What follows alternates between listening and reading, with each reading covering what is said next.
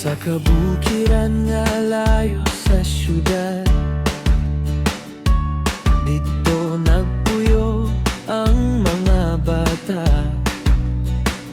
Bisan lisod ang dalan ug kapoy ang lawas, nagpabilin ang pahiyom sa iyang naw nga masanag.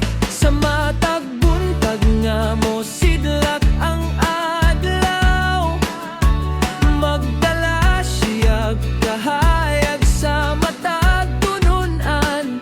Libro ug lapis iyang iandam alang sa damgo nga ilang maangkon unya.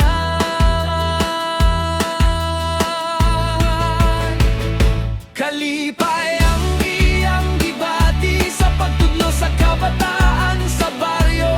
Bisan unsa kalisod ang kinabuhi, padayon gihapon sa pagserbisyo.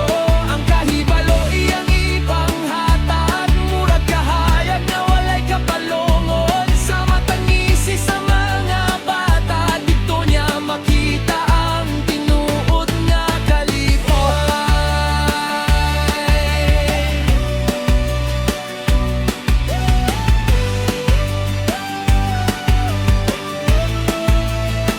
Sa payag nga eskwelahan nga hinimo sa kahoy, dito nagsugod ang dagkong damgo.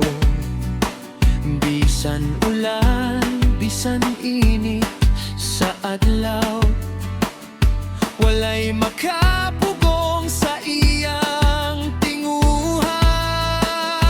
Sa matag letra nga ilang makat-onan, bag-ong paglaom ang mutubo sa kasing-kasing. Ang baryo nga kaniadto hilom, karon na puno sa tingog sa pagtuon.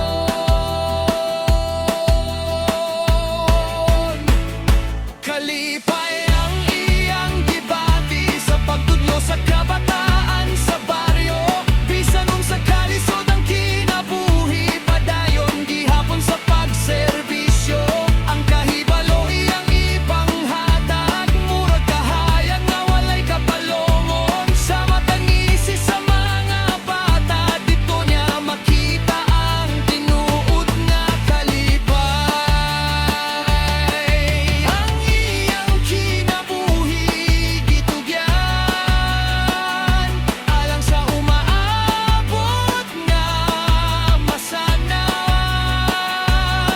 Sa baryo nga layo sa kalibutan, dito niya nakit-an ang kahulugan.